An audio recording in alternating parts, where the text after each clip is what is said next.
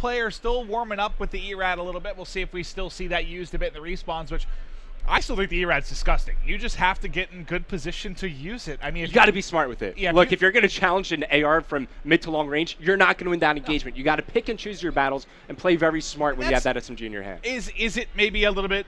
We've talked about the fact that ARs are a bit stronger right now, sure, but it's also combined with the fact that at the beginning of games, we usually see 3 ARs to begin with, just because it's hard to be a sub player, especially when you don't know the timing as well. You don't know the route. maps too well. You don't know exactly the routes you want to take and how to effectively use that SMG. But also the ARs in this game, they have good rate of fires as well as good damage output as well. And it makes it a nightmare for an SMG player to challenge those ARs. It really does. So it'll be nice to see as the players get a little bit better there, as we see some weapon tweaking over the course of the year, how things begin to balance out. But right now, you're expecting to see it be very, very AR heavy. Yeah. But again, not that different from last year, where we saw 3 ARs usually on the map. Whether it was Man of War and M8s, there was 3-1 ratio most of the time throughout the first couple months. Oh yeah, of course. And things might differ when we move into something like Search and Destroy. You'll see the sniper get used a bit more, depending on what payload they're using. If you're an overdrive player, you might want to use an SMG just to be a little bit quicker on the map. But also for the AR players, they get helped out a little bit for those that are going to be using the man at arms trait, so that they could run a bit quicker and have that extra ammo is always helpful. But I see most of the players, they're getting ready to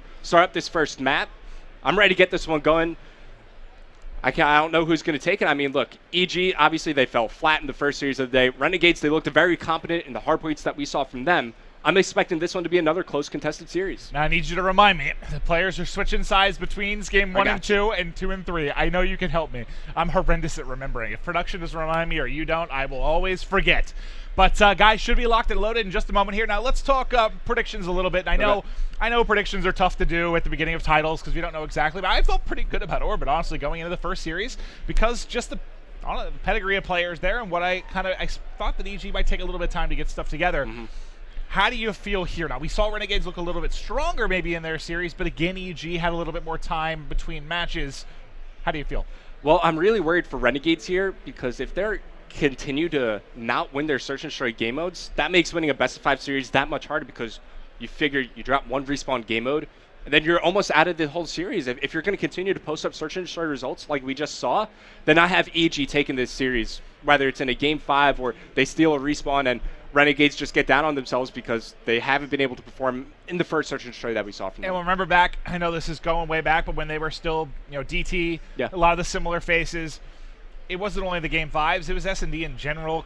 They struggled. They were pretty solid uplink team. They could steal some CTFs, hardpoint from time to time, but S&D's never really been their bread and butter. When they had Kill on the roster, I think it certainly improved a little bit.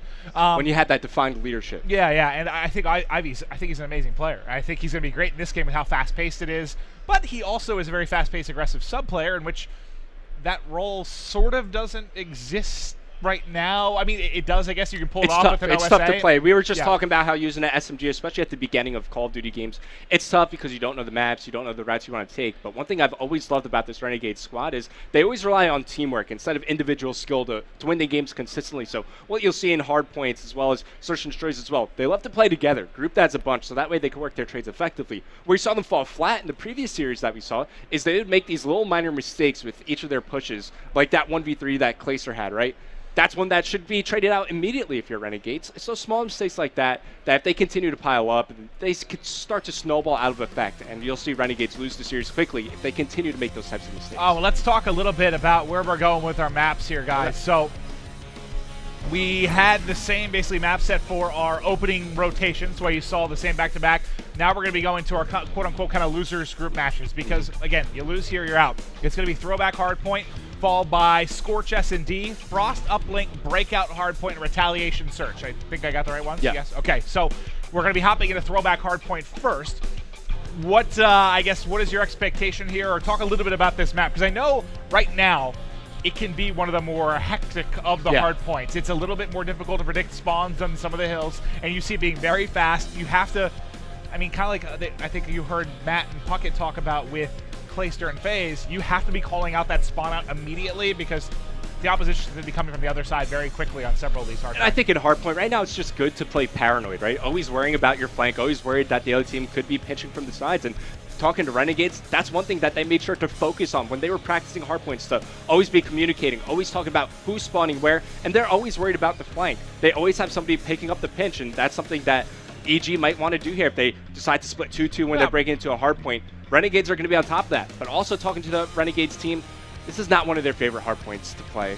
This is not one of their bread and butter game modes, their bread and butter maps that they look to secure to win. So it's going to be tough for them coming into map 1 here. Well, you know, hardpoint so much more important this year than last year, just because it is going to be 2 of your 5 games. That's what impressed me. I guess that's why I'm so high on FaZe, just seeing how they've been stomping everybody in hardpoint. You think they have a pretty good chance this weekend. Have you had a chance to watch either of these squads much in hardpoint as far as scrims go? Yeah, I've watched a lot of Renegades just because they've been playing against the likes of Optic and FaZe-Lod, and you know they put up some good fights, you know, in the online scrims that they have, but they don't really like consistently win maps against those top echelon types of teams. But when you're consistently getting practice against those teams, it's only going to make you better, right? If you're consistently playing against FaZe, who's looking like one of the best hardpoint teams in the game right now, you're going to be, you know, learning what FaZe like to do, and then you can start to emulate what FaZe are doing and incorporate what they're doing into your own play. And we'll see. You know, we talked with Ashton, obviously, a bit earlier in the show. She says, you know, they've been taking feedback regarding spawns, and there's updates coming. You know, no exact date, but then maybe next couple weeks or whatever. They're working on updates regarding maps, modes, and spawns. So things could be changing a little bit. You know, all the time these players have been putting in. You know, they've been asking for some things to be improved upon, so hopefully we'll be seeing that. And it's been great to hear how involved IW is in that They've process. been so receptive to the feedback as well. It's been an yeah. absolute pleasure working with them and just talking with the likes of Joe C. Cod and David over there. It's been amazing to see how receptive they've been to the competitive community. Yeah, they really have. And this, I think, where it really started to elevate for me was last year with Treyarch, where it just got to be much more, just from us personally, just as casters, how much we were actually working with them, and then seeing how much more involved they're coming over the course here. But it looks like we are getting ready to hop in to our first game, and it is again going to be throwback hard points. And let's make sure we've got everything ready and set to go. We should be locked and loaded. All right, who do you want to? We're waiting on 2 players to Hey join. man, you're the one driving this. You get to pick. Yeah, that's right. Sorry, I was going to ask you who you wanted, but we may be resetting. I don't think 2 players are able to get in for the side of EG. Yeah, missing 2 guys from EG. So we'll get a quick reset here. So obviously the first, we could talk about this hardpoint map we're about to see a little bit. The first one's going to be right smack dab in the middle of the map over on the train platform. It's one that's very tough to control because you see there are a lot of power positions, whether you're talking about top tickets, top restaurant, if you're going to go over to like the side train platform. A lot of angles you can get onto the players inside the hardpoint. One of the biggest mistakes I've seen players make across all hardpoints is the person who's inside the hardpoint feels the need, just because they're inside the hardpoint, just to trust the people who are looking over them instead of getting involved. You have a weapon, use it. You could shoot back while you're inside the hardpoint, get involved. You could still get interactions and high impact kills when you're inside the hardpoint here. Yeah, I saw somebody, I'm trying to think who it was, just the other day I was watching a scrim, and they had 3 minutes, something absurd in the hard point, like dropped 45 kills. They were on the OSA. Yeah, it was an absurd stat. They played out of their minds. Yes, you can, just because you're the objective player doesn't mean you can't drop slaying numbers. I mean, we learned that from TP years ago. You can be effectively a slayer, and especially when we saw it even more in domination throughout Ghost, you could really shred and pick up time. But it'll be interesting to see as players start to evolve a bit here in hardpoint in this specific title. Apologize, guys, we should be loaded back here momentarily. Yeah, can't wait to get this one going now. Once again, the keys for EG here is to try to steal 1 respawn away from Renegades. From what we saw from RNG, they put up great fights against FaZe, and both the hardpoints they played, they wound up taking the uplink, but they didn't win a single round in the search and destroy. So that's obviously their weakest so far in this title. Whereas EG, just to reiterate, you look at the players on this team, search and destroy superstars. You know Havoc, he's capable of clutching any scenario he's in. Nagafin as well, Study and Nameless respectively, all great at that game mode. So if EG are able to come out the gate strong, take this first hardpoint, puts them in a great position for the rest of the series. All right, let's hope at this time we're going to get everybody into it here. Looks like we're still just waiting on 2 players from EG. Hopefully they're going to get loading in here momentarily. I'm looking over at their screens. I think one of them accidentally chose Codcaster. So we're going to have to get another quick restart Do here. the EG players know how to join the game? It's the question. I'm not entirely sure. Now, there was figure it out. There was a recent update, by the way. So you basically, before, yesterday, you had to select your teams before the match started. Now you can select it before the game. Wait, did I say that wrong? Sorry, you had to select it after the game started. Now you can select it before the game started. You can select it in the pregame lobby. Yeah, so some recent changes coming in. I think some of the players are waiting to select once they get into game, and that's maybe what's causing the issue. Yeah, I mean, look, that's a habit that's developed way back in Call of Duty. You know, some of the Yeah. veteran players commonly make that mistake. So, and then what winds up happening is you click circle to back up because you're like, oh god, I don't remember which team we were. Were we UNSA or were we SDF? then you can't select a team after that. So I think that's what's been happening to the EG players. Third time's the charm, though. Hopefully when we start this up, they'll be able to select the right team. Yeah, they're trying to freeze. They're trying to ice the kicker right now. Slow down the momentum. Renegades got by losing. Not sure. But, well, they could be. You could talk about them being a little bit of the hotter team. But, guys, just a reminder, in case you missed some of the announcements earlier, if you've been living under a rock, we do have MLG Vegas right around the corner, December 16th through 18th. We're going to be there. It's going to be a hell of a lot of fun. Hopefully not too much fun. Sunday night is probably going to be a bit rowdy for a lot of the it's going to be a lot of casters. Fun. Yeah. I can't wait to be there. I've been to Vegas a couple times. It's always a place where you make memories, and I'm sure a lot of players. Oh, we're going to make some memories, buddy. We are. Oh, I'm going to say as far away from you as possible. Come on, man. We're going to have a blast. It's going to be great. But no, seriously, Vegas, 160-plus teams going. It's going to be a beautiful That's thing. A lot of teams, man. Really Talk is. about like the open bracket grind you have to get through to enter pool play.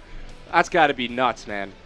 It really, really is. Like that is. There are going to be some late nights for some of these amateur players. And then the next event that we talked about was MLG Atlanta, which is going to be coming in February, and that's one we're really, really excited for. That's February 10th through 12th at the Georgia World Congress Center, open to teams from NA, EU, and APAC. I've been in Atlanta quite some time. I'm pretty thrilled to get back there. And that's one of the reasons why I'm so pumped for this event. It's because it's in a different location. It's not in one of the normal ones. And it's also on the East Coast as well. And Gandhi lives there, and we can visit him and say hello. That's going to be dangerous for you. That is going to be dangerous. I haven't seen my buddy in quite some time.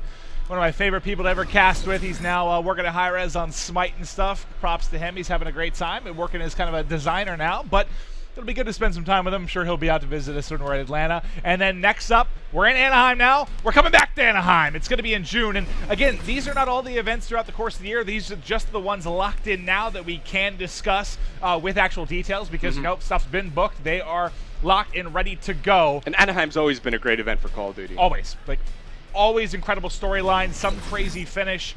I'll never forget, what was it? Complexity versus Optic Gaming, right? It was Anaheim 2013, 14? Are you talking about Black Ops 2?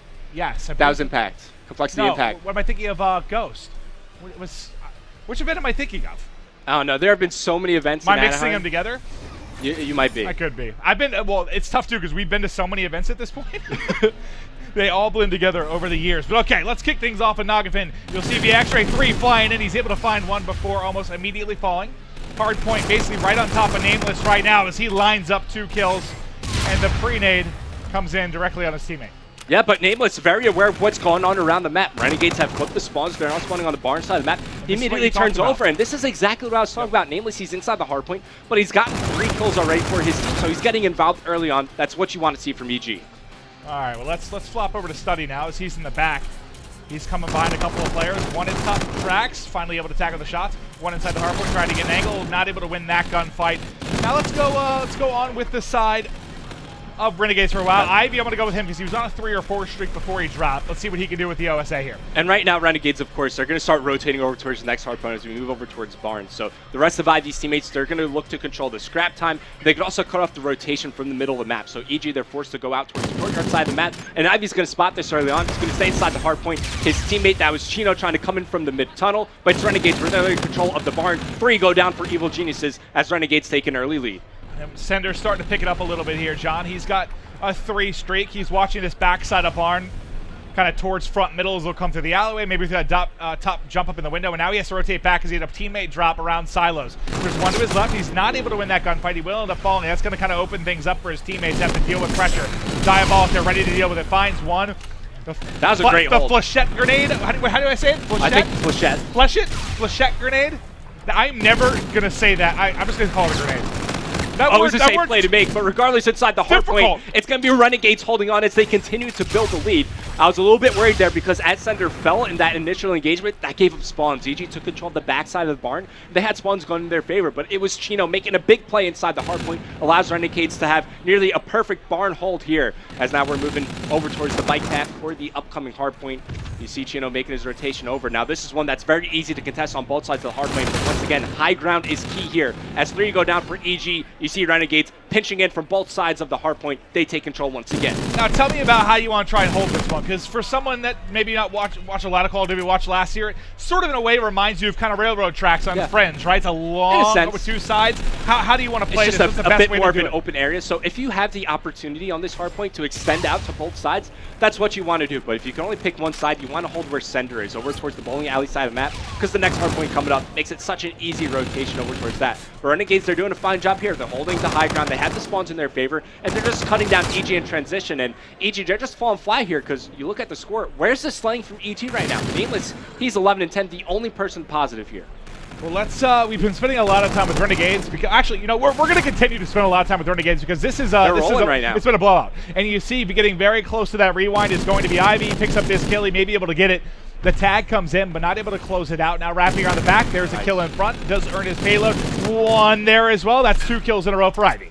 Yeah, Trinity Rocket's now being called in. I believe that's by Diabolic. He was on a 6-free earlier on in the game, and that's a great play by Ivy. He doesn't commit into the hard point because he knows he wants to get control of the bowling alley side of that. Force the other team to spawn out over in the blue shack, just so it's easier. If they want to push into the hard point, one direction has to come from, or they have to overextend through the middle of the map. You know, I hadn't spent much time with EG. They just blew it open there. They picked up all 4 kills. They've now got a little bit of control here at back statue. We'll see if they can lock it down. And sometimes you're going to hear us as commentators refer to things a little bit differently. This is the baseball field hard point. Sometimes you'll hear us call it statue because it's kind of centered around this globe statue here.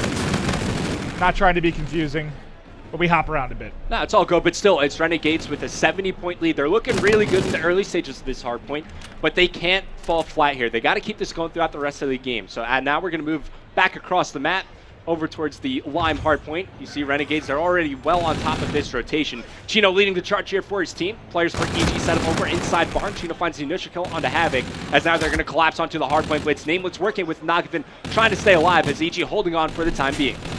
Now we'll see if Nagafin, well, he already used the rerun, tries to get the gun up, but not able to do so.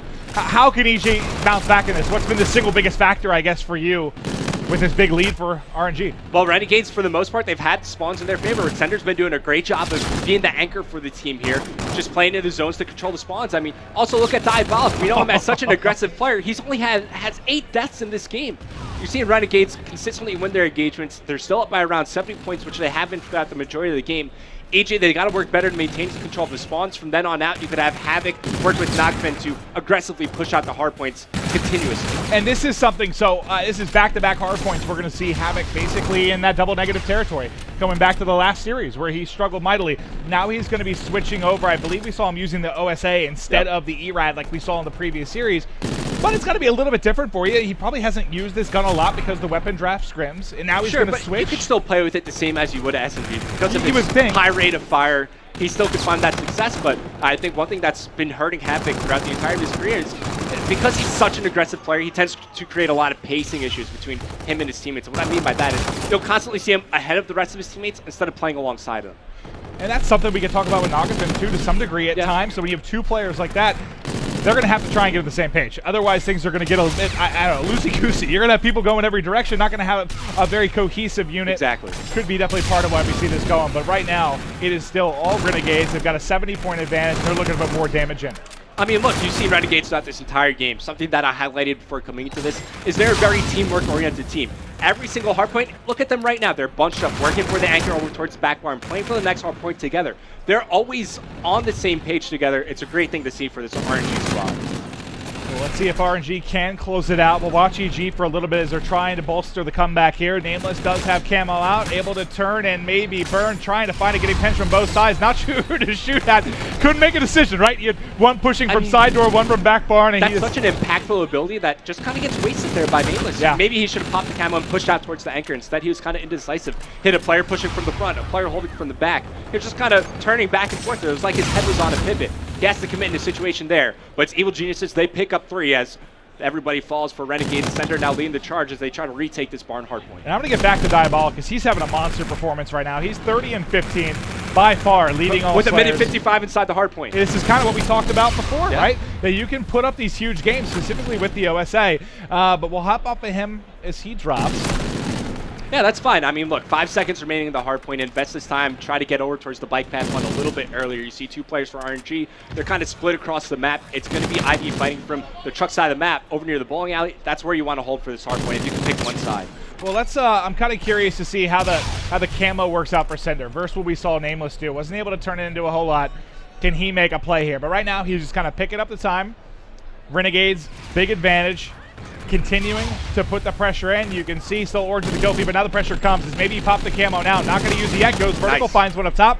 His teammate, I believe, found the kill below as they just continue to try and find time, but it's contested right now on the backside. I mean, Renegades are using their early position to perfection here. It's 3 fall once again from Evil Geniuses, and the best part about all this, Cinder doesn't have to use his active camo, so he's going to still have this for the upcoming hard point. With 15 seconds remaining on this hard point, we should start to see teams rotate over towards the next one, and this is tough for EG because you want to invest that time in the early rotation, but they can't really afford it. He didn't have a gun, and now he found one. He gets the melee in, and he is now equipped. He was trying to go to every dead body there and find a gun. Finally gets it done, and he keeps his eagle on. 200 now, away from the Warden, but will drop just short. You almost wanted to see him just pop that active camo to stay alive to earn the Warden. That would have been a good use, in my opinion. Get the Warden. Yeah, Renegades in such a commanding position from start to finish here in this hard point. Big performances from everybody chipping in here, as now they're going to have around a 100-point lead. You see EG starting to spawn out over near the blue side of the map. Once again, Renegades with spawns under their control. Well, let's see if EG can take over. They've got it for a second, but that's Diabolic coming in to ruin things as Diabolic continues to go massive. He's 35 and 22. We'll switch back to his POV momentarily, but the rewind coming in, not enough to get it done. And now it's going to be on who? Yet again, Diabolic and Cinder locking it down. Diabolic going to break the 40 mark here momentarily. You see, EG, this kind of sucks for them because you want to funnel into the hard point, right? You don't want to invest that time into overextending, and with 10 seconds remaining, they're going to do exactly that. They send 2 players out to the middle of the map as we're moving across the map to the Lime hard point. And Renegades, they can end the game right here, right now. You have Scorchers ready for Cinder. It looks like he's going to call those in, I'm sorry, Trinity Rockets. So he's going to spot out where these EG players are located, and more importantly, he forces them off of the hard point. He found one, and was that I thought there was an enemy that ran right by him. Was that a teammate before he called in Trinity Rocket? It might have been an enemy, but oh, well, they didn't doesn't look like he was spotted either way, yeah. Didn't so spot 3 him. go down for EG. Renegades take control of the hard point. 10 seconds for them to close out this first map. And now he's going to come over and help towards Grandma's and Barn. Grenades coming in, tags up one, but not able to finish it. You do have active camo. Still ready for Cinder, not going to pop it. He's been holding on to that for what seems forever. Now the reactive armor going to come out for Havoc. Havoc trying to make some plays, find some kills. But his teammates shutting down everything. Everybody gets dropped. The reactive armor turns into nothing really. I mean, they still get the time, but they get the really time. Everybody falls from Renegades, and that 2.5-second respawn delay, EG could take that time to settle down on the map. See them starting to spread out as they start to push forward once again. We're moving over towards the middle hard point. Renegades are going to give up the final time at the Lime hardpoint in favor of early positioning at this middle hardpoint. 3 go down for EG. This might be where Renegades close out the game. This should likely be the game. 2-in camo pop. They can shut it down now. 1 point away. That kill should do it. 250 to 161. Renegades looking strong. I mean, you have a big performance from Diabolic. 40 kills, 27 deaths with 2 minutes, 12 seconds inside the hardpoint. He had 15 defense, Maven. Exactly what we highlighted before coming into this matchup. Diabolic did exactly that, having a big performance while inside the objective. That was beautifully done, and I believe it was Cinder, Ivy following him right up in the slaying department. He put on a big performance. We saw Cinder have that nice spree where he started to work towards some streaks as well. Almost got the Warden. Yeah, so really all around, solid team effort, and that's what we haven't been able to say about EG, at least yet today.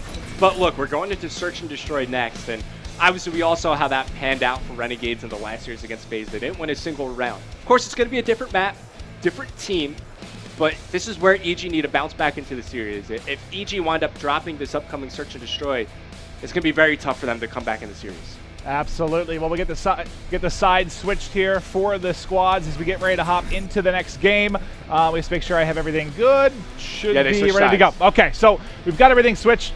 Ready to hop into the action. All right, so Search and Destroy. We just saw, like you said, Renegades knock it around against FaZe. Granted, FaZe, a good Search and Destroy team last year. Very good. I think in Stage 2, they had the #1 S&D record. If I'm right, was that Stage? No, Stage 1. Stage 1, #1 hard point in Stage 2. So they were a little bit up and down, but typically very good. I mean, it rests on a lot with Zuma in those first engagements, but he can be incredible. But we know they're a tough team to beat. So Renegades doesn't get around. Now, we've talked about the proficiency we expected from the EG side in Search. Jack said I think he would slap me or slap someone if they dropped a single S&D. They already did it in the first series they played. Do you think they've got a better chance here against EG? Renegade, sorry.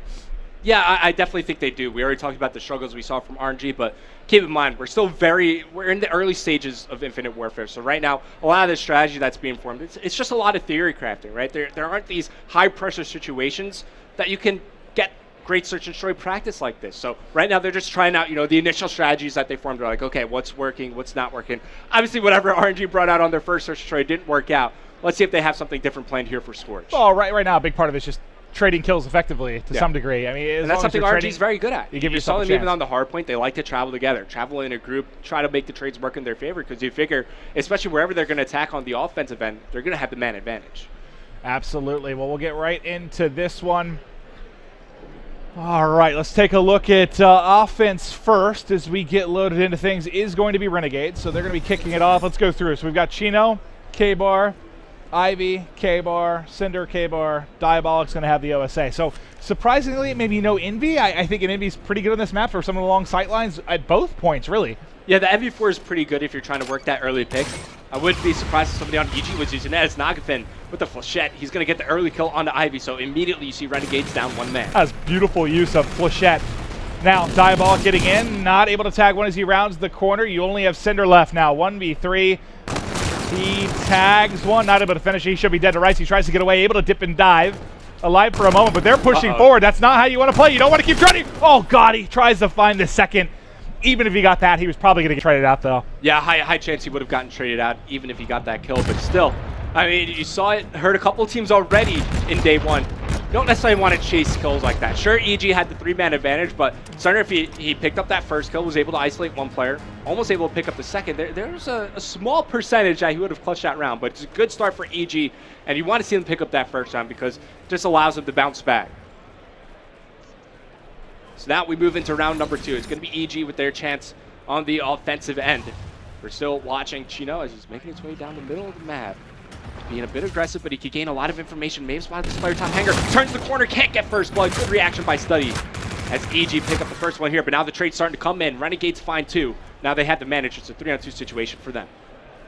Well, let's see what Havoc and Study are able to do here as they're working around the A site. Let's take a look where Bomb is down. Kind of. And I think Renegades know that it's down here. Mid-map, see how over back drill side. Just pin back near that side of the map. And right now, Havoc and Study, they just want to work together, right? They want to try to work a 2-on-1 here to try to even up the man advantage. Well, right now, they're not really working together. They're pretty spread out, at least, currently. I'm trying to see if Study... Oh, he's right. Should drop in just a minute. Now it's going to be on Study here in the 1v3. Putting shots all over the place. Not able to tag him up yet, but I don't hate the Envy in this particular situation just because if he can find one of these at range, give himself a chance. He's seen 2. Yeah, I was about to say, normally with the MV4, you see players win that engagement. Now he gets tagged up, and that's when Renegades decide to pounce as they bounce back on their defensive round, tying things up 1-1. That's exactly where you want to have the Envy in your hand, right? Yeah. that exact engagement. Here we see Diabolic in the round-ending kill cam. Even though Study already tagged up, Diabolic's there to finish the kill as you saw Renegades ready to pounce. Let's see if they can figure things out here on offense. Obviously, a big thing in Search and Destroy is not giving up the first blood. And on offense, it's even more important that you don't give up that first kill because you're already limited with what you could do on the map. Giving up that first kill makes it even tougher on you. All right, well, here we go, Jonathan. It's going to be Ivy pushing forward. K-Bar in hand, trying to find some kills, but his teammate's going to drop in front. That's Nameless with the headshot, picking it up. Pushing in through the observation deck is going to be Ivy. He gets bullets in one, but not able to close out the kill. Trades going back and forth. The pressure all falling on Ivy now. He's not able to find one. He gets melted around the edge, and EG finds their second round. All right, look, Renegades, that's twice you've tried to attack that B-bomb site. It's not working. You got to switch things up here. I want to see him attack towards A. Maybe try to work inside the material processing or the factory side of the map. Try to get things down over at the A-bomb site. Yeah. Regardless, whatever they're doing at B isn't working. And B typically is more favored for the offense, a little bit easier, but at the same time, the defense usually stacks 2 or 3 players over there, right? Okay, let's switch over to our offense, and let's see what EG has planned here. We'll take a look at the push. Looks like they're going to be hitting mid pretty aggressively, so I'm going to switch over to Nagafin. I think he got tagged up almost immediately. I mean, obviously EG don't know this, but Renegades don't have anybody watching that lava pit area, so they could easily get up top over towards the factory and maybe set up a flank. But action going down near the middle map. Both teams trading 1 kill apiece, because that will always favor the offense when you get even trades like that. But Nameless is able to catch Ivy out of position, wisely backing down as he was tagged up. Gives his team the man advantage, and now EG taking full advantage of this. You see the Renegades players starting to split. It's going to be a 2-on-1 here for Diabolic. He's forced to back up. Yeah, Diabolic, I thought might get good timing there and be able to get him behind one, but let's check the bomb plant real quick. Havoc does have it planted, so they're going to get it down. It's going to be a 3 versus 1 now. It's all going to be on Diabolic. We'll go to him in the 1v3, see what he's able to do. One around the edge, wins one gunfight. Can he find more? Oh, almost hold one up top. He has one across Sky Bridge and gets tagged from behind. EG, their 3rd round. A little bit worried there because you saw the EG players, they're a bit spread out, but it was Nameless who was holding the angle from behind as he comes in from the flank to clean up the kill, as Diabolic was distracted on the player coming in from the hallway. But, you know, Diabolic had a chance there, right? He could have committed to one of the players to try to make it down to a 1v1. But regardless, EG now starting to build a lead here in the search and destroy, up by 2 rounds. That's going to be Renegades back on offense. Their normal B-side attack hasn't been working. Well, let's see if they decide to switch it up here. Exactly what you asked for, right? Looks like they're going to be hitting the other side, so let's switch over to Diabolic, who may be in a gunfight immediately as he tries to head over the lava pit. A little bit awkward, but still manages to stay alive. Bait and swell. I guess he kind of backed him up for his teammate hitting Skybridge. They're able to find 2. They did exactly what you wanted.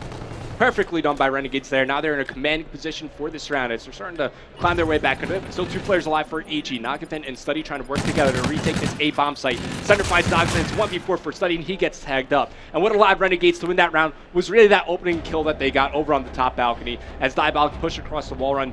Spotted that the only player was over near top A. His teammates then pushed it through the hallway, collapsing from the back. First blood from there, gave them control of the bomb site. Bomb gets planted. Straightforward round win from Renegades. I mean, B is the easier site to hit, but that's usually why you're going to have some sort of 2 to 3 around there in mid-map, and then 1 person usually at A. So they had a good push there. We'll switch over to our offense now, which is going to be back to EG. See if they can push out to their 4th round. And this is kind of, they've done like this 1-2-1 split, I feel like, a lot of the openings at least. Because Renegades hit A, they're kind of expecting EG to respond by hitting A themselves. So you see them playing it a bit more passively here, a bit more reserved. And EG yet to commit to a bomb site. They have a good spread across the map, getting a lot of information here. As Nagafin starts to push up the middle of the map, now they can start to commit. They could commit to 1 bomb site, and it's going to be over here B. But he extends a little bit too far forward. He does get spotted, forced to back up here. Still waiting for his teammates to push on up, trusting them to look over him. And you see that 1 player, it's going to be Sender, just using that back wall run to gain information over at the B site. But despite that, because Renegades decide to play so passively over at the A site, free bomb plant for EG.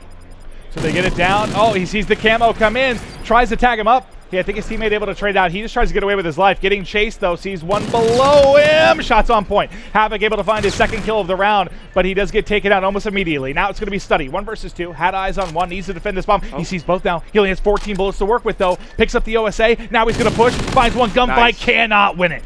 I mean, it was really Sender making the big play happen. By the way, he's 10-3 right now, continuing to perform for this RNG squad. And if there's anything we could take away from this team from last year, it's that Sender is the X factor for this team.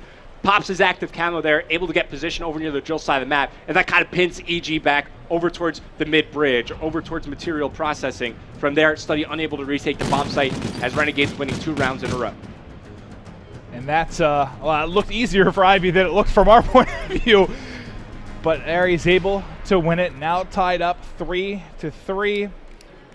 Let's stick on with Renegades now. And you gotta watch them Sender, man. We have to. He's 10, like you said, 10-3. He's Trinity Rocket Bombardment. 225 off the Warden. A Warden in search? That'd be ridiculous. Early grenades coming in from both teams. Use it. Staying alive. Come on, pick this might be a round where he wants to use it. Yeah, I want the Warden. Get it done. But we're sticking with Sender. We have to. I mean, he's on this big streak. Now here it comes. And look, he's not going to use them right away. He wants to force EG back so that his teammates can push on forward and gain position over near the B site. But Chino pushes on, takes down Nameless, as this should allow Renegades to get the bomb plant. Yeah, and like you said, you didn't get kills, but you got a lot of information, right? I think you saw at least 3 players that he was able to kind of ping and call out to his teammates. Now let's, I was going to switch to the forward player, Chino, but he dropped pretty much immediately. Now some pressure is going to come into Center. Center's got to help him out. He sees one in the back, one in the front, not able to do it. The spree is going to drop. Going to get to Diabolic here, who is by himself. 1v1, but let's go over to Study. Study does have something to work with. This guy's overdrive. He's got overdrive. Let's see if maybe this helped comes out into Clay play. In his 1v1. Oh no. Oh no, the timing could not be worse. Farewell, old friend. Study drops. And Renegades takes a 4-3 lead. And now that Sender still has that bombardment available, they can play a bit more reserved on defense now, because when you look at that B-bomb site area, it's pretty wide open unless you want to push into the observation deck or play a bit more reserved over near the control room. That bombardment could do wonders on the defensive end here for Renegades. They can stack inside that A-bomb site and fend off any push that's coming there, rely on the bombardment to help them retake the B site. Well, do you want me to stick with Sender to see if he uses it? Okay, we'll go with EG. So you've got Rewind, and Study member has this overdrive. I'm going to go with the Rewind player, just see how maybe he opts to use this.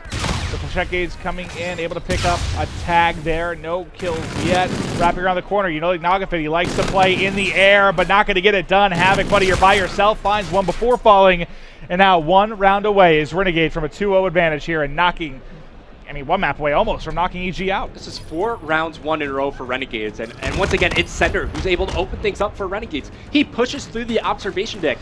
EG, they stack the middle bridge, so they all push on forward. Sender got a great angle from the side, and then EG, as they snapped, that's when the rest of the Renegades players pushed on forward and pinned EG near the middle of the map. Straightforward round win for them there. Is now, as you're saying, map point here. Renegades looking much better in Search and Destroy this time. And now you do have Ivy's Rewind, and Diabolic is very, very close. Still have the bombardment too. And like you mentioned, yeah, the bombardment as well. I'm trying to see who's the best to watch. Okay, well, it looks like the bombardment may come in. Yep. He calls in the back. EG, they're all stacked in the building. They're all stacked in. Can they get an angle, try and push forward, at least get a little bit of ground, maybe catch someone coming out the back? I thought they might try to get a bigger angle on mid-street, but they don't end up doing it. Now you only have 2 players left alive. Make it a 2v2. Nice. The assist comes in, and now it's all on Havoc to get it done. Oh, I thought for sure it's a 1v1. That was the reactive armor. Yep. No, I think it was the reactive. You see him blinking there. Remember, it was... I can't remember who it was, but very close to getting reactive, like a kill away. They're able to do it. Yep. So he gets it. He pops it. Otherwise, you're seeing a 1v1 go down there. Sick stuff from Renegades, man, and you got to think EG a little bit distraught right now. And look, you get another big performance out of Sender, 12-5. It's Diabolic to follow him up, who's having one hell of a series here, 8-4. On the side of EG, we figured their strength would be here in Search and Destroy, and they start off that map extremely well, but then Renegades, they figured it out, and it all started with that A-bomb side attack. From then on out, it was 5 rounds won straight for Renegades, as now they're up 2-0 in the series. And you called it, man. You wanted that push. That's exactly what you got. But the man Sender plays the hero, 12-5. Diabolic, no slouch either. You saw him get the final kill, also going 8-4 in that one.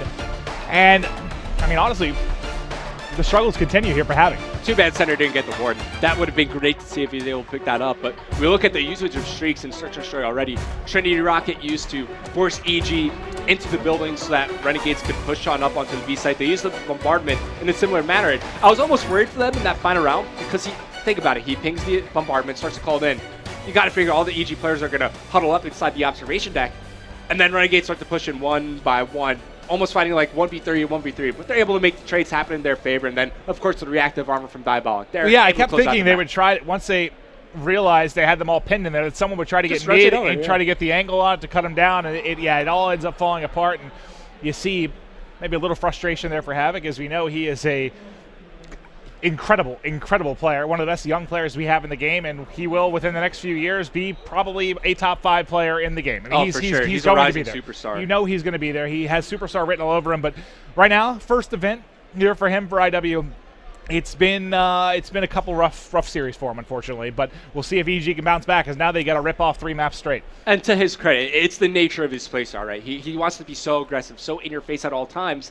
And that's tough to do in this game. It's tough to replicate what he did in Black Ops 3 here in Infinite Warfare. It's tough to do that in the beginning of any game, I think, too, especially in this game. So he'll figure it out in the next couple weeks, a month, definitely before Vegas. I 100% can guarantee you that Havoc will figure it out. But right now, it's a lot of testing, trial and error, seeing what will work against some of these other top teams.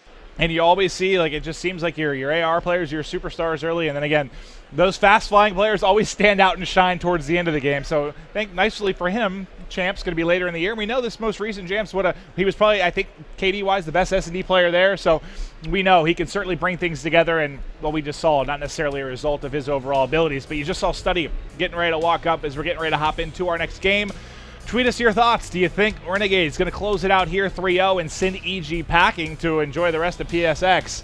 It's certainly looking that way. Yeah, I'm definitely on board with RNG here. I mean, they looked really good in the uplink against FaZe, able to take that one. And I mean, you saw the team shot a little bit earlier as well in the RNG squad. You saw Chino laughing with the team. They're all in high spirits right now. They're energetic, and I think that's when RNG are playing at their best, when they're all just happy with each other and the team chemistry is high and they're firing on all cylinders. I think right now you're seeing some of the best early performances from RNG. You really are. Now let's see if they can keep it going.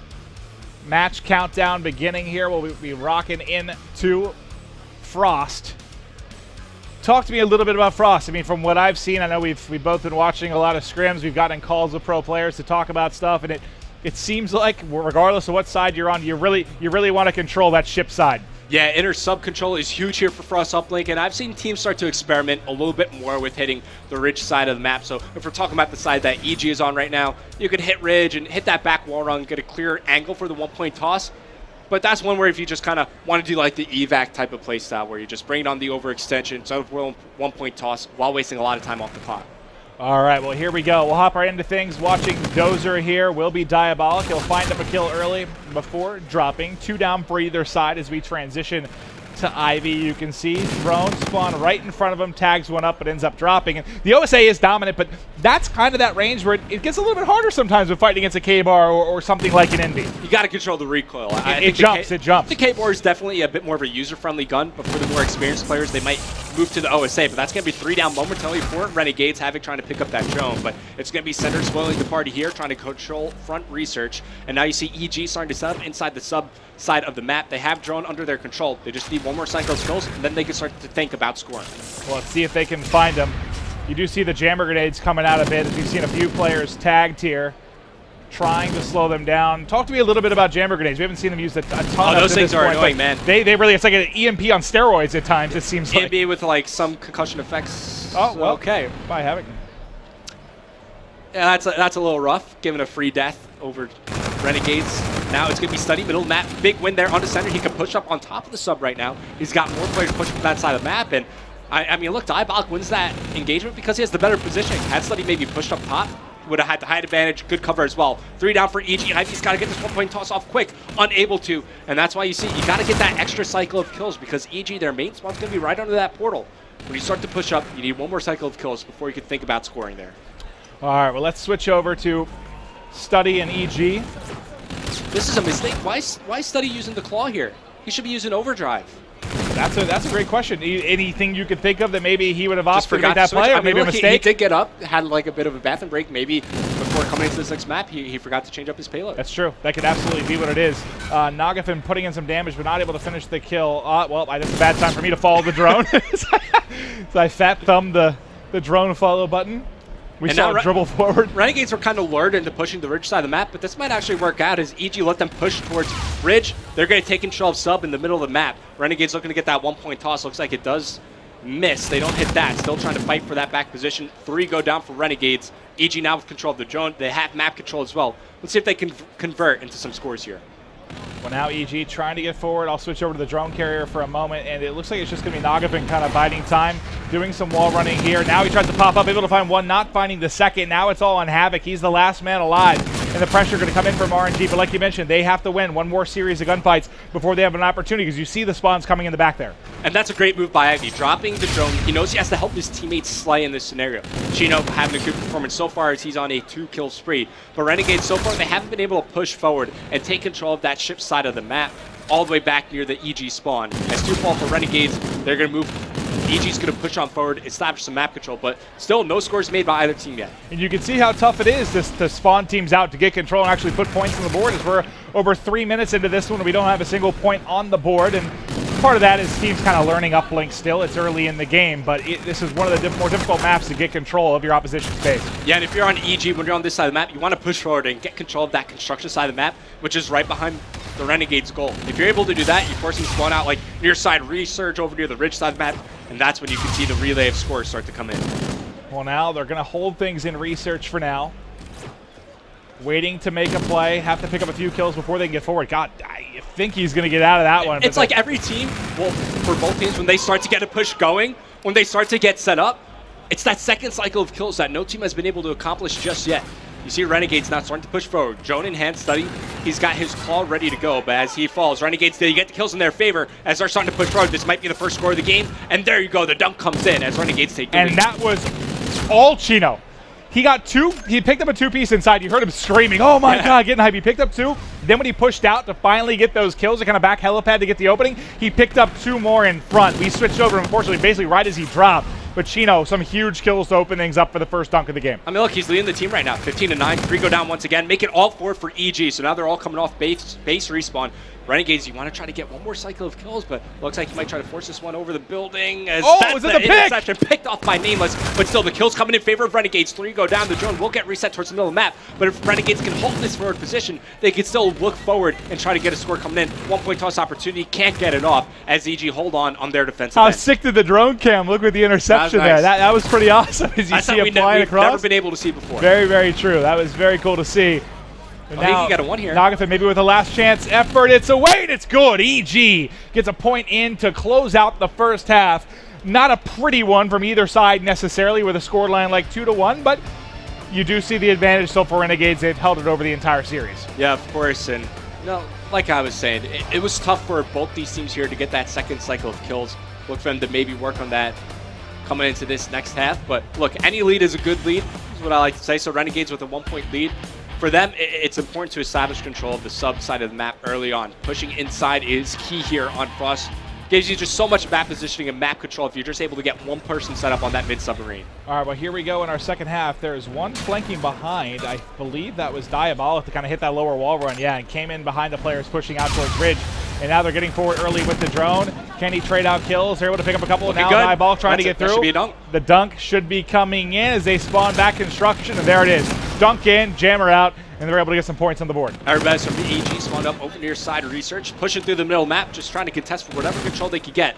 2 kills coming in from EG as they respond right back. Chino looking to control mid-sub for the time being. In a good position. Spots one player coming from behind, makes quick work of Nameless right there. It's now Chino, he's on top of his game. He's got his overdrive ready to go. You want to get the drone in his hands next. So Chino will have the overdrive. You saw the rewind used by Ivy, maybe to necessary? try and win a kill around a drone? I don't know. I mean, well, I guess it ends up kind of bait and switching maybe for the player in front. But now they have a chance. Remember, Chino does have, I'm still following the drone. Chino does have the overdrive to work with. That's one thing I'm going to have to learn as a caster. When to have that on and when to have that off. Sometimes I forget about it, and I still am looking for it. So it makes the passes look a little bit goofy.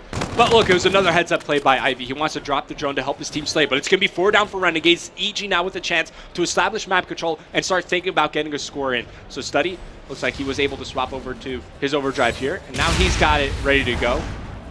Now you want to get the drone into his hands because you could really force a score to happen with that payload ready to go. Well, I'm trying to think what they're going to make a play around. I mean, it's like a 4-man stack in the back. They're going to have to win a ridiculous gunfight, some shots into the teammate, but they are able to get 1 point through, so it is going to be 2-4. EG still trailing. That is a tough trade to make, though. You get a 1-point toss in exchange, your whole team goes down, you lose the entirety of the map, and now you're essentially fighting from square one. As long as you can hold the counter away, as long as you don't allow any points to come in, it won't be as big of a deal. But Chino does have overdrive to work with, remember, and now is where he might try to make a play if he can get close enough. He's just bobbing, weaving, trying to find a route. There's one more player in the back. There's 2. Here it is, pop. Can't get it off. You know how quick the time to kill can be. He gets shredded before he really has a chance. I think that's because he hesitated a little bit, right? He tried to inch on forward before activating that payload. There's an opportunity there. If maybe he popped it a little bit earlier, could have gotten a score. But regardless, EG stabilized here. They have the drone in their control, tossing it forward for yards as they take control of the robo base side of the map. Looks like Study's not going to pop his overdrive, and he gets the dunk, tying up the game. A big play by Study. Now if they could hold that forward positioning, they can maybe get a relay going here. Yeah, they kind of took it in ship and then cut right out mid and hit it really fast. Ends up catching, I think, Renegades off guard a bit. Can they get more in? Throws it. That's me following it again. I don't know. I'll get better at it, I swear. Hey, at least I'm showing off the great feature. Oh, it is a fantastic feature. Now Chino still with his overdrive. As it's going to be Ivy near the middle of the map. Has the neutral drone in front of him. Just looking for players from EG as they start to peek around the corner. Coming off respawn, pushing forward. Near the middle of the map, you see Havoc lurking, and he can set up a pinch here. 3 go down for Renegades. EG starting to push forward. Ivy fights. Tries to stay on. And not able to do so. It was close. He landed like with that kind of pipe block right in front of him, so he had nowhere to even kind of ride the wall run. All right, minute 40 left. Tie game. If you're just tuning in, it is a 2-0 advantage for Renegades, so they can take this and close it out. Now they're pushing forward. We'll go over to the drone carrier here. Renegades might be able to take the lead. They're so worried about ship control. Now they're going to shift focus over to the push-through research. They got to hit it quick. The nice thing about the kind of small, this map's kind of small, right? So I feel you can juke and make plays kind of quickly on this. But just waiting for his lead blockers to make the play happen. Chino gets the initial kill. Now he's stuck. He's got nowhere to go. Ivy just waiting for his teammates once again to make something happen, but holding back construction, it's Chino. You get a second chance here with the overdrive. Drone control for EG as everybody dies from Renegades. They're now coming off respawn. EG going to establish middle map control. Time starting to wind down. Less than a minute remaining in the game as we're all tied up here 4-4. All right, well, 60 seconds left on the clock. One in front. Finds it. Second, looking for the kill. He's behind the box. He gets them all turned around, and he can't do it. That was 3 down for Renegades. Maybe a an opportunity here for EG, but looks like they're just trying to clear because there's still one player. It's Chino still kind of making plays. He's still alive the entire time. Whole map. He's the guy that dips down beneath the sub as well on that little ledge, just being annoying near the middle map. Now he's pushed over near research. Diabolic has a drone in his hands, and look, time winding down. 25 seconds remaining. All you need is one here for Renegades to take the lead. But as they start falling, it's going to be a bit tougher for Diabolic. Gets the beat down on one, but he gets cleaned up right after. Now the tides have turned. EG with an opportunity here. Now they only have 2 players, though. With the time that's gone by, you don't think they're going to have an opportunity. It looks like this is likely going to go to overtime unless they can make a play. Nagafin has a lead blocker, trying to find it. No one checks to the left. He is able to get through. Can he make the play? One more to deal with. Has to get off the top. Gets it with .3 on the clock. EG still alive. Oh, what a play there in the final moments of uplink. Getting the 1-point toss to win the game. All the action going down over near the Robo base side of the map. You needed Renegades to be a little bit further pushed up over near sub. They get the 1-point toss side at the end, and I mean, look, it was close and contested all the way through. EG able to find their footing there on the second half. EG not done yet. They're able to battle back and get their first win with a clutch performance. They were down, what, as much as 4-2, right? I think it was like 4-1. 4-1, was it? Yeah. Okay, so yeah, they were struggling early, but they came back late. Who stood out for you on the side of EG? Oh, it's got to be Study, man. 32 kills, 24 deaths. Of course, here's the overdrive player as well. He gets a carry there, 2 points for his team, whereas looking on the side of Renegades, I mean, it's kind of like a well-rounded performance from everybody. Obviously, Chino sticks out here as he goes +10, but you don't have that standout performance from Sender as well, which is what you look for Renegades. We always talk about him being the X factor for this team. Yeah, I mean, that's going all the way back to last year. You know, Chino was always the guy. If you needed somebody dropping 30 to 40 kills, Chino was doing for you. Whenever you needed, Chino was doing it. Who was going to be that guy that backed it up? It usually needed to be Sender. The question is, was it Sender? Because there were times where he would just kind of disappear. Not that he had a horrible game. He goes 23 and 27, but I think for what his role is in this team, he needs to find those kills, even though I think Diabolic's kind of been the secondary slayer throughout a lot of this, so far this weekend at least. Well, Diabolic's such an explosive player, and one thing that I love about Sender as a player is, even though there are games where he won't have the highest impact, sure, he always finds a way to have some sort of impact. So if he's not getting done with the Slayer category, he'll stock up on tacticals and just try to annoy the other team and help out where he can, whether it's being bait for his team. He always finds a way to be useful of some sort. He certainly does. And now, let's take a look at this. We're going to be going to Breakout Hardpoint next. I think Breakout, favorite Hardpoint map of most of the players. I think it plays, I guess, is similar to kind of old school Hardpoint. Well, this is one where your rotations matter, right? Yeah. You have to invest that early time to rotate to each and every hardpoint because there are clear areas on just about every hardpoint here where you want to control to have the better spawns in your favor. Yeah, I mean, I watched Clay play this quite a bit. You know, back when there was still weapon draft, and he was the K-bar player that was playing sort of an anchor role, and he would rotate 15, 20 seconds early sometimes for hardpoints, which we haven't really seen that in a while. I mean, AW not usually rotating very early. Even last year, Black Ops 3, not typically that early, except on a couple of hardpoints. This is one where you can certainly rotate early and punish teams. Anyone in particular you want to kick things off with? Let's keep watching Study from EG. Okay. So right now they're on the scanner side of the map, which in the early stages of the hardpoint, this is the side of the map you want to control. If you have somebody on the top hut towards scanners, you're going to be blocking off the spawns, and you can actually get a spawn trap going on the other team over near that spiral staircase, which is obviously what every team wants to do. Kind of what? Focus top HUD, get some player in lobby, and then one that's sort of playing around. Study with his MV4 is just going off right now. You can see what kind of damage that can do if you're set up in a good position. Unfortunately, the rest of his team dies.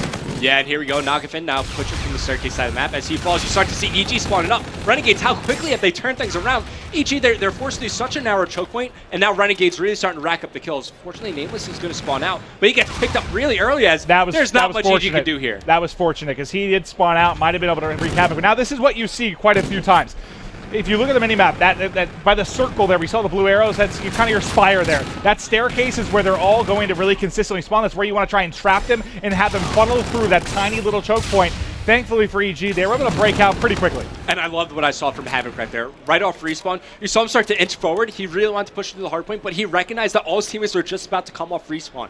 So instead of trying to break by himself, just waited that extra 2 seconds for his teammates to respawn. They all went in at his team.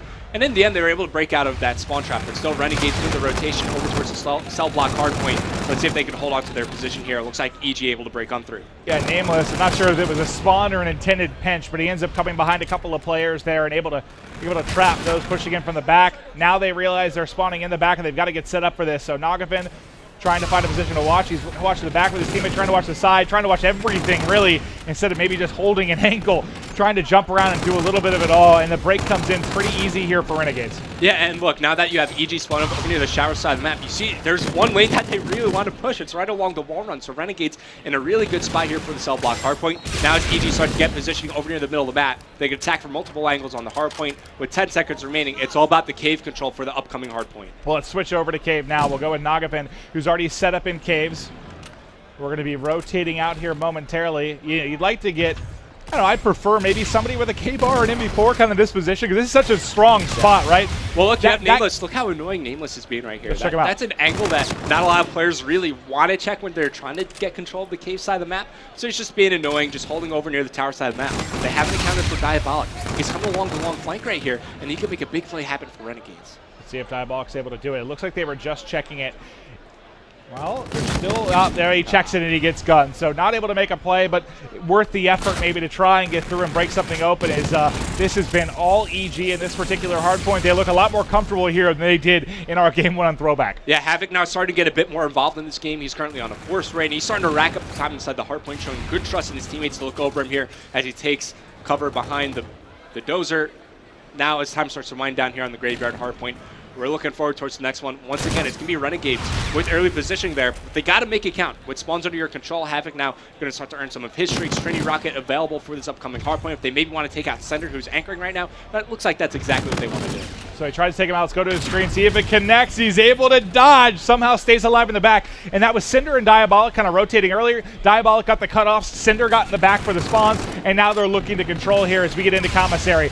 So let's see what they're able to do. Nagafin comes in with 2, trying to trade them back effectively is Cinder and crew. They're able to win that battle. I think they go 3 for 1 or something like that, and they're still able to maintain. And look, this one could play out fairly similar to the cell block hardpoint, where you could force the other team to consistently have to go across the wall run. If you could have somebody positioned like maybe top laundry to cut off the middle map push, you could force the other team to consistently have to try to break through one lane of the map, which is obviously the favorable thing to do. EG want to break it on through.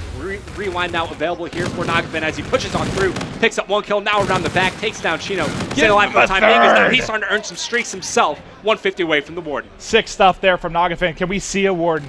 Can we see a Warden here? Let him pick it up. It is going to be tough, too, because he's like the late rotation. A lot of times you'll get cut off with an awkward angle, but he's going to go the long way around. That's a good idea. Yeah. If he would have gone the other way, he's going to get killed for sure. Look at that number 8 on the minimap. That's, I believe, Diabolic. He would have picked up the kill so easily, but now he's able to find 2. 100 off the Warden. Getting so close. Checks his left. No one able to get the Warden. Close. So close, but still, EG are able to break into the hardpoint off the back of that bombardment. Renegades answer right on back, stacking the hardpoint. They have 3 players inside the hardpoint right now. Studies tries to push on forward. He gets cleaned up, and immediately you see Renegades as they push over towards scanners. They turn around. They know EG are going to be spawning right behind. All right, well, 40-point advantage. Oh, rewind. Oh, doopsie-doo. Hello. That didn't work. Like the idea, though, despite that. Renegades currently in the game, down by 40 points. Looking at their scores, you need to find a way to get Sender more involved here. 10 and 16. You want to see more from him. All right, well, let's see what Havoc can do inside the hard point. He's gotten in, able to get some shots in, but not find the kill. Renegades needs to battle back. This is a lot different than the Game 1 hard point we saw where they exploded that large early lead. And that's the range you're not going to want to fight with the OSA. You're not going to win that, especially against something like a K-bar, which you're going to see in probably half the team's hands. Now try to get a little bit closer. Still might get turned on, and that's where it's scary. What was it? Where did he get? Oh, so it was actually an OSA on the other side. Okay. Yeah, Nagafin able to pick up that kill as Renegades. They do take control of the hard point, spawning out over near showers as well. So it's going to be Ivy hitting the wall run, trying to help out his final teammate inside the hard point. You got Chino here with the Centurion ready to drop. Maybe for that upcoming hard point with 30 seconds remaining, you got to figure that the number of pushes available for Renegades on the cell block hardpoint are limited, and that's a clean 4 down for EG. Let's get back to Naga, because he has been exploding. We saw the big spree he had earlier, almost picking up the Warden. He's on the 5 spree now. 3 players in front. Yes, certainly he's going to get obliterated before he can really even find anything. But the more time Renegades spend trying to find the cell block, the less time they're going to have to rotate over towards the upcoming graveyard hardpoint. You see Havoc, he's already set up inside the caverns. This is a great setup for EG once again, but coming around the flank, it's going to be Ivy this time around.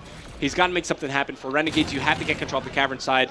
He falls to Nogfin, who's having a standout performance here. EG starting to run away with this game. This is all Nogfin and Havoc starting to come alive, right? I mean, what we're seeing from Renegades is they're starting to split up. They're playing a bit more for individual plays instead of going together as a team. Finally, they decide to consolidate their forces. They push out through caverns. That's going to be Havoc trying to be a nuisance. He's able to find 2. Renegades do answer right back. Havoc now starting to get streaked out.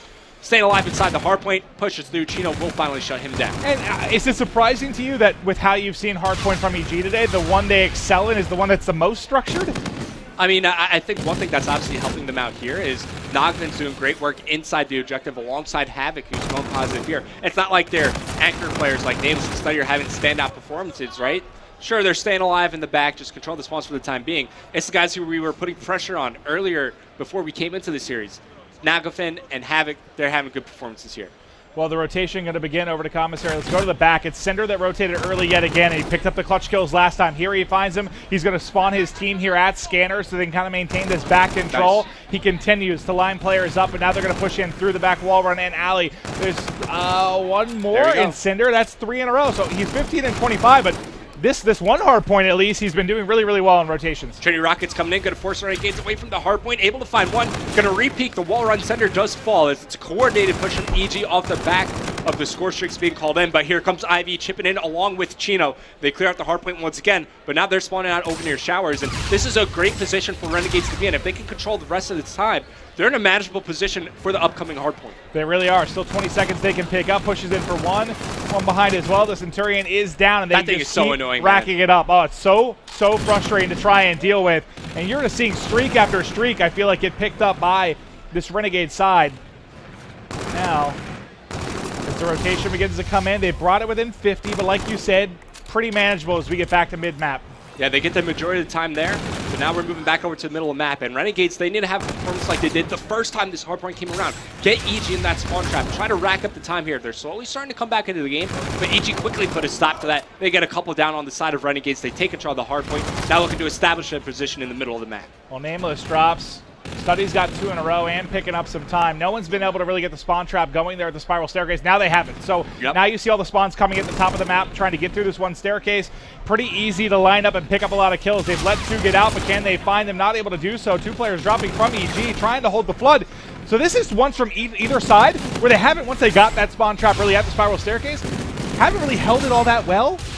Well, this is the second time Renegades have been able to break out of that. Last time we were here at the visitor room hardpoint, they did the exact same thing. Where I thought it was the opposite. Yeah, Sorry. They committed onto the hardpoint, and they sent 3 players last time. They do it here. They stack into the hardpoint, but EG so close to closing this game 4 out, forcing the game 5. Team kill coming in from Diabolic as he takes out Chino. 10 points remaining for EG, closest one out. It's looking pretty good for them here. Well, what was once scary for EG to maybe get 3-0 knocked out of this in 2 series. Now they're looking to reverse sweep. Now you're wondering if you're going to see a 2-0 league get thrown away by Renegades. So now all the pressure that was on EG has completely flipped on its head.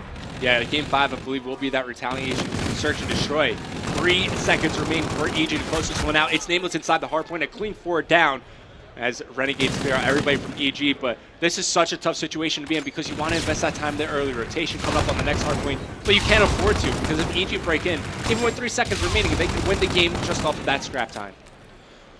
Now, 2 points to go. Should be done. They're able to get it, and now we're going to a game 5, baby. EG has battled back. And a big part of that, I mean, you saw the struggles earlier from Nogfin and Havoc. They started to come alive. They started to warm up, and they were huge there in that hard point. I mean, look, you have Havoc with 14 defends, Nogfin with 11. Goes to show both of them well over a minute and a half inside the hard point as well.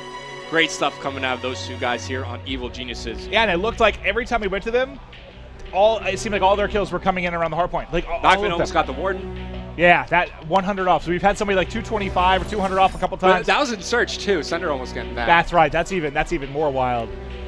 I want to see one ward man just shut it down. That is not fun to deal with. You feel like it's coming, though. Players are getting so close to earning that final score streak that just one of these games, somebody is finally going to get it. All right, so you said Game 5. This is our first Game 5 of the weekend. We're going to be going Retaliation, Search and Destroy. Talk to me a little bit about Retaliation in that game mode. All right, so look, Retaliation, obviously it's such a long map. This is where some weapons, maybe like the NV4, might come out to play, trying to work the early pick with those long-range engagements. But from what we've been seeing from Renegades, what we could take away from the Search and Destroys that we've seen them play, obviously it's going to be a very teamwork-oriented game coming out of them. They're going to want to 4-hit those bomb sites when they're on offense. Defense is what's going to worry me for them on this upcoming map, is because the bomb sites are pretty far apart. How are they going to split their attention? Are they maybe going to stack one bomb site, or are they going to try to spread out 4 even across the map? That's what's interested in me when we go into this next map. All right, Revan, you truly are my best friend, and now I'm going to need to get a prediction from you. Who are you taking here for Game 5? I got Renegades. I got Renegades taking it. I think they're going to slow things down here. I think their teamwork is going to shine in this final map. Who's going big for him? Who's going big? Sender. All right. So Sender's going to show up once again in the Search and Destroy. Even though we are best of friends, I'm going to have to go on the other side. I'm going EG. Listen, Maven, I don't know how many times I have to explain this to you. We are acquaintances. Gosh, man, I'm trying. I feel like if I say it enough, you'll just accept the fact that we were meant to be together as friends forever. But I'm going EG, and Havoc is going to go huge. Yeah, I would love to see a big performance from Havoc, because, I mean, we look at the first 2 maps in the series, fell a bit short, then he started to get a bit more involved in the uplink and has a standout performance here in the hard point. So obviously momentum is definitely on EG's side here. They're working for the reverse sweep. They've won 2 maps in a row, whereas if you're on the side of Renegades, you just drop 2, maybe the team morale starting to drop. But that's where I need Sender to step up big. At times, he's the hype man for this squad as well. If Sender's having a good game, it's just going to rub off on his teammates as well. The only reason I'm taking EG is literally because I feel all the pressure is shifted now, and it's all on Renegades. But again, all these 8 guys, yes, there are some young players, sure. I mean, do you still consider guys like Nagathon and Havoc kind of up and coming, maybe to some, but they've all dealt with pressure, man. They've all played at a COD Champs. They've all played at the biggest stage. So you got to expect that they're going to be ready to deal with this pressure. It all comes down to this. Retaliation, Search and Destroy. Will Evil Geniuses complete the reverse sweep, or will Renegades stop the bleeding and move on to stay alive in this tournament? We are about to find out. Looks like it's going to be Renegades starting out here on the offensive side of things. Let's see what they decide to do here. Well, we may have an issue. I think one loaded in on the wrong team, so I'm not sure we're going to be able to get that swapped. Havoc, I swear. I think it's been Havoc every time. Yeah? Yeah, that hasn't loaded in. Is it nerves? Is it excitement? Mistakes happen. Yeah. Can't really fault them for it. It can't happen in a Game 5. You gotta be laser focused.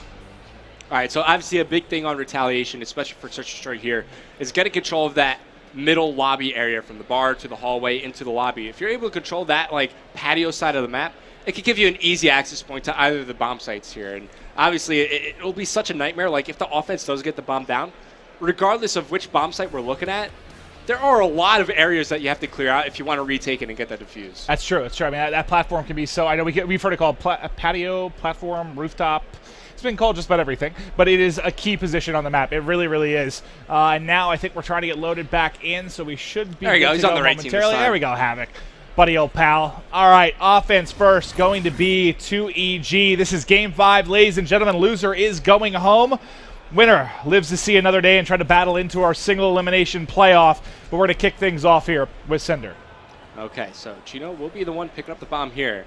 It looks like they will be attacking over towards that B site, looking to zone out over near top bedroom, and a quick hit over towards the patio rooftop. Clearly a B bomb trying to attack, but EG, they're pretty far away from this site. I'm not sure how they're going to work out defending this, but despite that, first blood comes in from Nagathon as he takes down Ivy.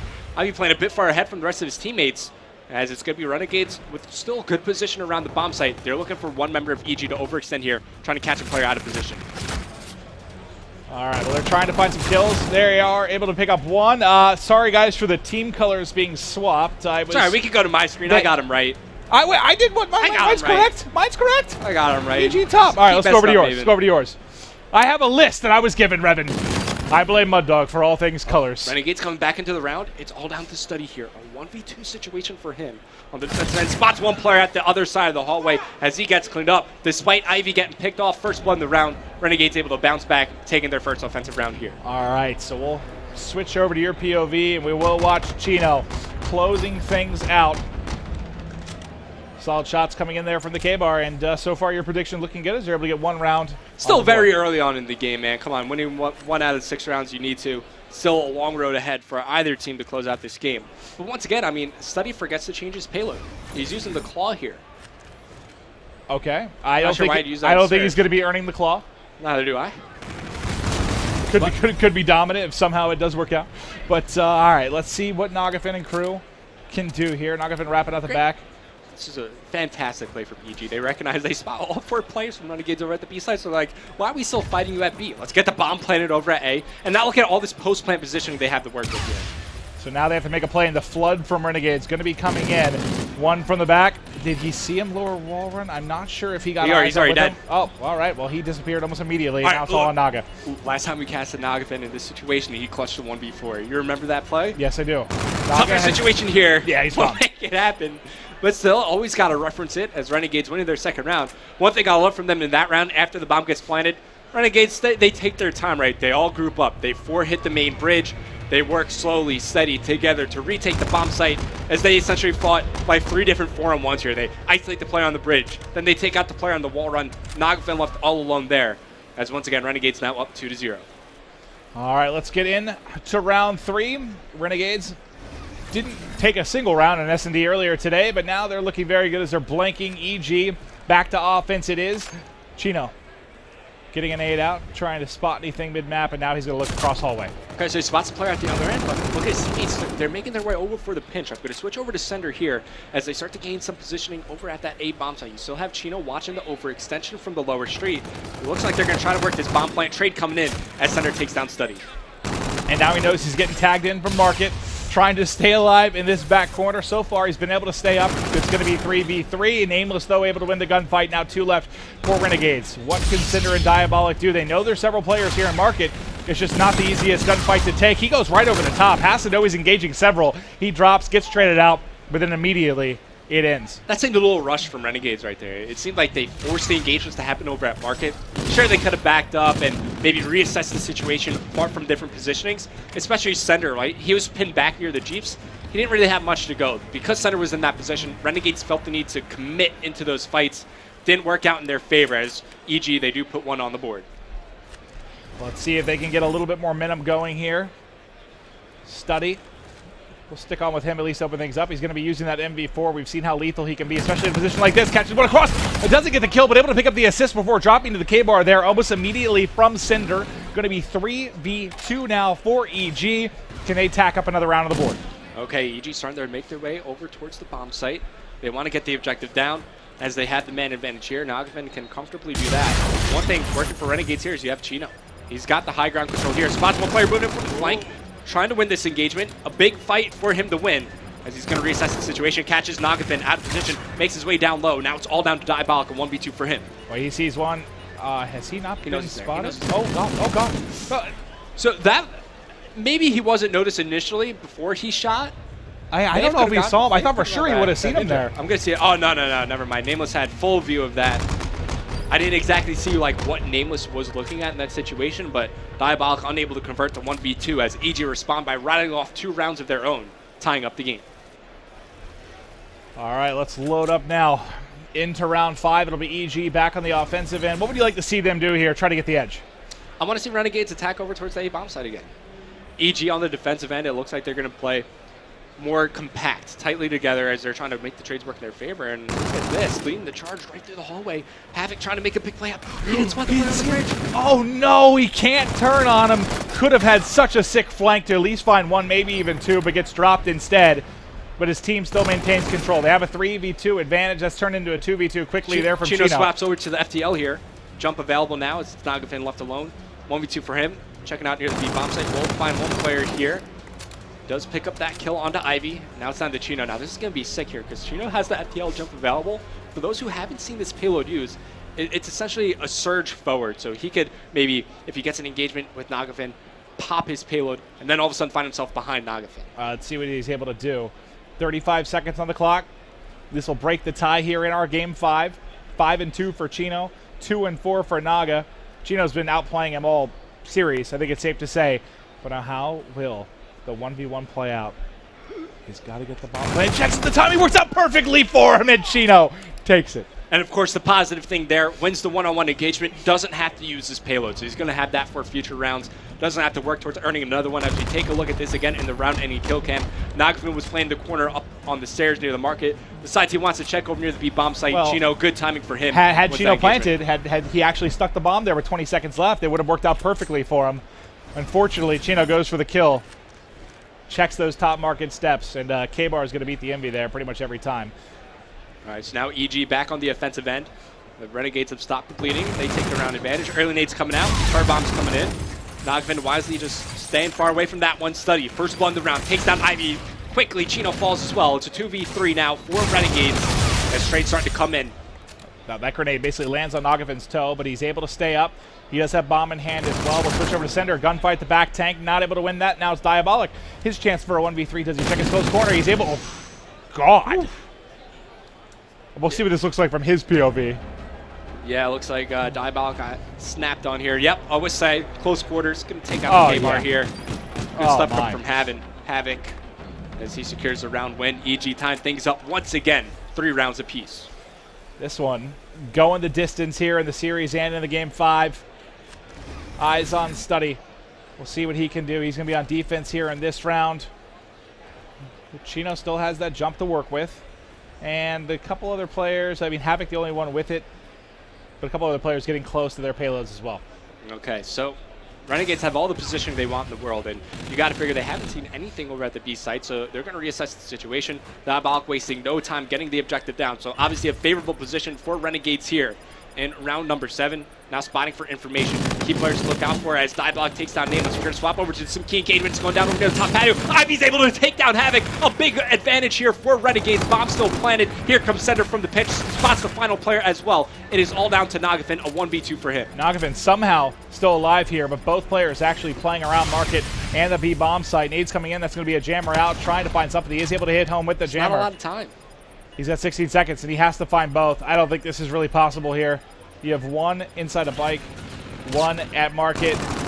Pressure coming in, not enough time to work with, and that's going to be a round going to Renegades. I mean, well done by Renegades. They spot early on that EG have no defenders over at the B bomb site. Diabolic goes right for the bomb plant, and then they're able to isolate a couple of key engagements. Ivy wins that engagement over near the top patio side of the map, and then the trades start to come in from Renegades, Sender from the flank as well to make it into a 2v1 for his team. They wind up winning that round. They take the lead once again. Let's see how EG decide to answer back. All right. EG now back to offense, trailing by 1 round in the game 5. All the pressure on them as Havoc starting to get forward. He's certainly come alive in these last couple of games. Chino is going to have a sniper in hand, just FYI. Maybe worth checking out. Yeah, couldn't hurt. I was looking at my POV. He's going to be looking over the B bomb site. He may have eyes on one shortly here if they push forward. He's got the longbow in hand. Just trying to zone out players attacking over towards that B site. First bloods have come in. Havoc able to trade that out. So now 2 remaining for Evil Geniuses. I'm going to hop back over to them as they're starting to make some movement forward up on the map. Nameless with the bomb in hand. He had to commit to a bomb site, but look how far away he is from his teammate. Does he spot Chino there? I think he did. Chino saw his leg as he jumped over too, so Chino's aware there's one on the bomb site. I saw it from my POV. He's going to back up and regroup with his team.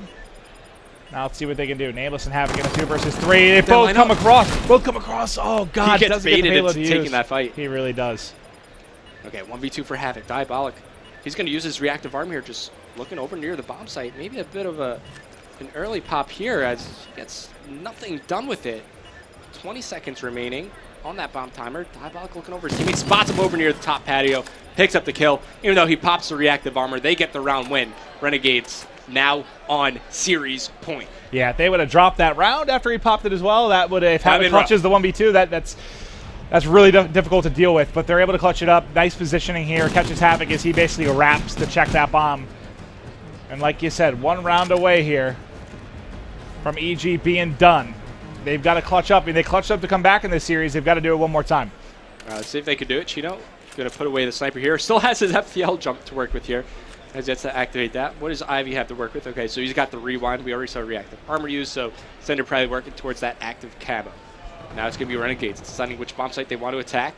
Chino looking for early information inside as Once again, no defenders at this bomb site for EG. This could be an early bomb plant for Renegades. And how many times have we seen this? Where they just... At least the second time. Yeah, they guess right, and they just hit it. They're not scared to get bombed down. We've seen it from both teams. And now Chino finds one in the corner. Unaware, going to be 3v3. Again, 1 round away. Can they do it? Diabolic might catch one from behind, able to tag him up, trying to find him. Awkward gunfight, but his teammate is there to trade it out. Now it's all on Nagafin. Their tournament hopes here may be crushed. He's about to get bait and switched. He is able to back it up for the time being. Oh, he jumps behind There's the jump. Oh, God. There's the FTL jump. I can't wait to see this once again in the round-ending kill cam as Renegades close out the game. It's, FTL jumps right past Nagafin. He can't track him. An impressive win for Renegades as they stay alive here at PlayStation Experience. That was sick. Renegades moves on. EG for now. This new look roster under the Evil Geniuses organization is done and dusted here. But this is like a showcase event. It's their first time really playing together here on LAN. Great experience for a new team. They have a lot to take away from here, and you could only imagine this EG team is going to get stronger moving forward. I have expectations for this squad to do very, very well. They'll bring it together. But props to Renegades as they get it done. But that's not it. We've got some more matches to come today. But what are your final thoughts, though, on the Renegade side here? I'm liking what I'm seeing so far. Very similar to what we've seen from them back during last year. Very team-oriented team, but inconsistency is something that hurts them from game in to game out. You want to see them start to establish some consistency if they want to break into that top echelon of teams. Well, it was a fun series, Revit. Always a pleasure casting with you. We went the distance there to a Game 5. But now, guys, time for a quick commercial break. We'll be right back with more Infinite Warfare action.